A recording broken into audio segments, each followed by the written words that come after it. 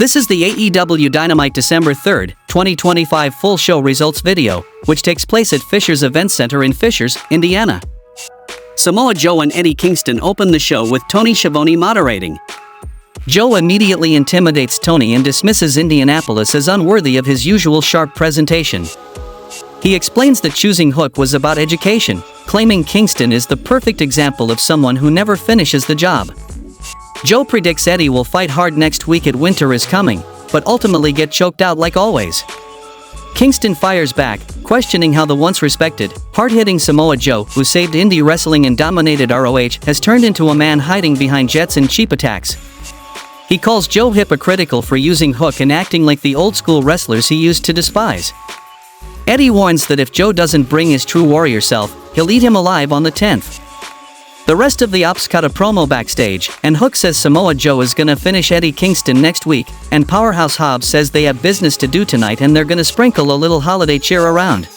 Last night, Dark Order impressed them on Ring of Honor TV, and if they get past them tonight, they'll get a trios title match.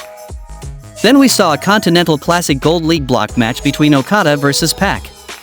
Pac and Okada start with technical grappling before Pac takes control with a dirty break and a sharp basement dropkick. The fight spills outside, where Okada hurls Pac into the barricade. After a brief near fall, Pac regains momentum heading into the commercial break. Returning, he rocks Okada with a front kick, a slingshot ace crusher, and a super kick flurry. Okada answers with a perfect dropkick, but Pac fires back with a German suplex and a big brainbuster. He applies the brutalizer, but Okada brilliantly reverses it into a pin, scoring his first 3 points of the tournament.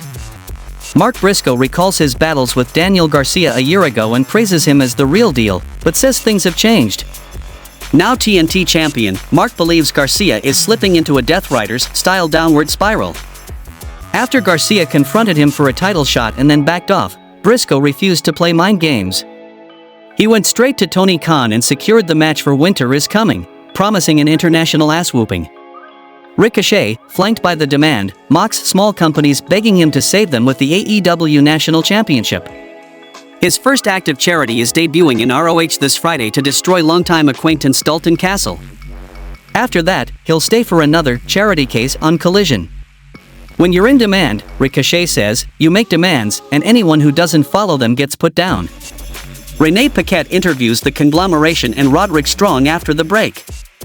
Mark Briscoe admits the group hasn't had much success in the Continental Classic, but with Strong and Orange Cassidy facing each other, someone is guaranteed a win. Strong insists he's not part of the group and vows to beat Orange. Cassidy reminds Briscoe of the conglomeration's no-chops rule, while Roddy storms off, promising to break his back. Then we saw a Continental Classic Gold League block match between Kevin Knight versus Kyle Fletcher.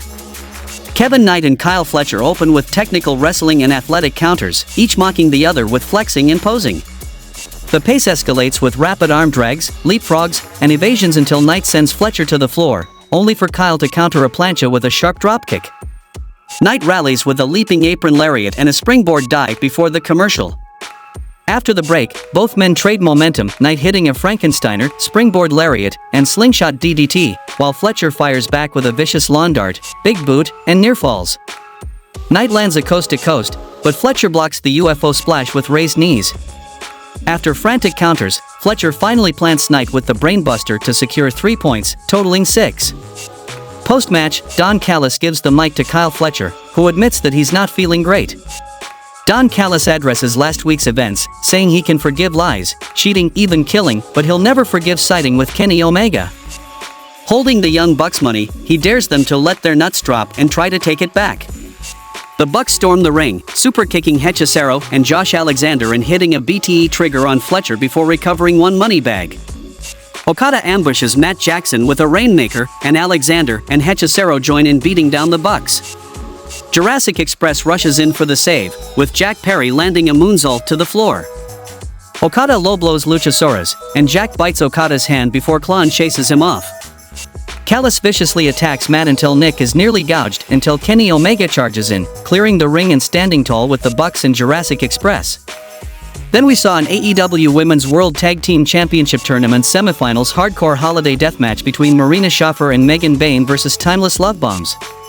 Timeless love bombs explode into action, hitting stereo DDTs before Toni Storm smashes a champagne bottle over Marina Shafir's head and Mina Shirakawa attacks Megan Bayne with a barbed wire candy cane. Despite a bloody Shafir rallying with a huge two-woman suplex, Bayne and Shafir take control heading into the break. After the commercial, the weapons escalate, frying pans, chairs, and a van Terminator from Mina. Storm Zero sends Bayne crashing through a table, but Shafir keeps fighting, locking in Mother's Milk until Mina gouges her face with broken glass. Chaos continues with table crashes and chair shots until Storm counters into a Storm Zero on Shafir. Santa Claus, revealed as Luther, appears with a gift, allowing Toni to finish it with a high heel shot. Timeless love bombs win by pinfall. Dark Order are walking and talking backstage, and Evil Uno talks up the opportunity they have tonight as Hangman Adam Page strolls past, and Alex Reynolds stops him. He tells Page he knows he's looking for blood, but whatever happens, please don't ruin this for them. Hanger accepts, offering that he owes them that much, but the second the match is over, the ops are his. Renee Paquette interviews Mercedes, who refuses to dwell on losing her world title match and instead touts herself as a global icon and PWI's #1 wrestler of the year. She dismisses Red Velvet as someone who only calls her out in her absence. Since Red claims she never appears on Ring of Honor TV, Mercedes vows to show up on Honor Club this week before Final Battle. FTR and Stokely Hathaway cut a backstage promo, with Stokely calling it the best night of his life as FTR hold the tag titles, but addressing last week's collision interruption by the Bang Bang Gang. He mocks their claim of wanting the belts for their injured partners. Cash Wheeler calls them Billy's Boy and Mr. Storm, while Dax Harwood says the titles may be a paycheck to them, but they're his life, and challenges them to touch the belts again on Saturday. Then we saw a match between Dark Order versus the Ops. After the match, Hangman Page storms in with a chain-wrapped fist, dropping Shibata and unloading on Hobbs. Shibata grabs him, but Page ducks, and Hobbs accidentally hits his own partner.